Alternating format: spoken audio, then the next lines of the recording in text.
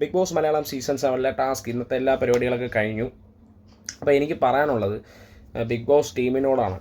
നിങ്ങൾ ഒരു ടാസ്ക് ചെയ്യുമ്പോൾ, അല്ലെങ്കിൽ പണിപ്പുര എന്ന് പറയുന്ന ടാസ്ക് അത് വളരെ ഇമ്പോർട്ടൻ്റ് ആയിട്ടുള്ളതാണെന്ന് അറിയാം. അപ്പോൾ അത് കൊടുക്കുന്ന ടാസ്ക് കുറച്ച് നല്ല രീതിയിൽ കൊടുക്കാൻ ശ്രമിക്കുക. കാരണം സാധാരണ പ്രേക്ഷകർക്ക് അതൊരു ഇൻട്രസ്റ്റിംഗ് ആയിട്ട് തോന്നണം.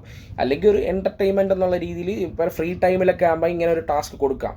ഇതൊരുമാതിരി ഒരു ഇമ്പോർട്ടൻ്റ് ആയിട്ടുള്ള ഒരു ടാസ്കിന് അതിനെ കുട്ടിക്കളിയായിട്ട് ഫീൽ ചെയ്യും പോലെയാണ് എനിക്ക് ഫീൽ ചെയ്തത്. എനിക്ക് അങ്ങോട്ട് അക്സെപ്റ്റ് ചെയ്യാൻ പറ്റുന്നില്ല.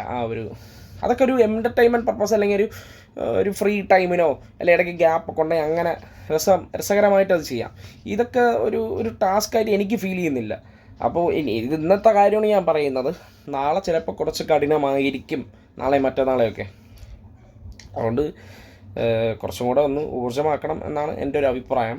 ഇന്ന് രാവിലെ മറ്റേ കിച്ചണിലാണ് തുടങ്ങി വെച്ചത്. അക്ബർ, ഷാനവാസ്, അത്രയും നമുക്ക് പറയാൻ പറ്റുള്ളൂ. ബട്ട് എൻ്റെ ഒരു ഒപ്പീനിയനിൽ പറയാനാണെങ്കിൽ ഷാനവാസ് പുള്ളിക്കാരൻ ചെയ്യുന്ന ആ ഒരു പേഴ്സണൽ ലൈഫിലോട്ട് പോകുന്നുണ്ടോ എന്നൊരു ഡൗട്ടുണ്ട്. അതിൻ്റെ ആവശ്യമില്ല. ഗെയിമൊക്കെ നല്ലതാണ്, പക്ഷേ അതിൽ വിടുന്നത് കുറച്ചും കൂടെ ഒരു മോശമായിട്ട് തോന്നുന്നുണ്ട്.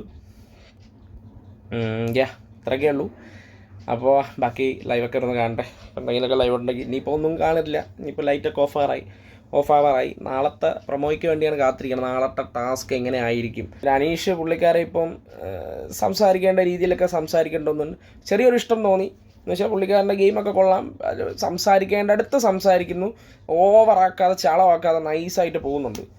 അതാണ് വേണ്ടത്. അല്ലാതെ എല്ലാ കാര്യത്തിനും ഒരു ബന്ധമില്ലാതെ കയറി ഇടപെട്ട് അതിനെ നമ്മൾ ഇറിറ്റേറ്റിങ് ചെയ്യിപ്പിക്കുമ്പോൾ നൈസിൽ പോകുന്നുണ്ട്. ഇങ്ങനെ പോയാൽ പുള്ളിക്കാരൻ വേറൊരു റേഞ്ചിൽ പോകാൻ സാധ്യതയുണ്ട്.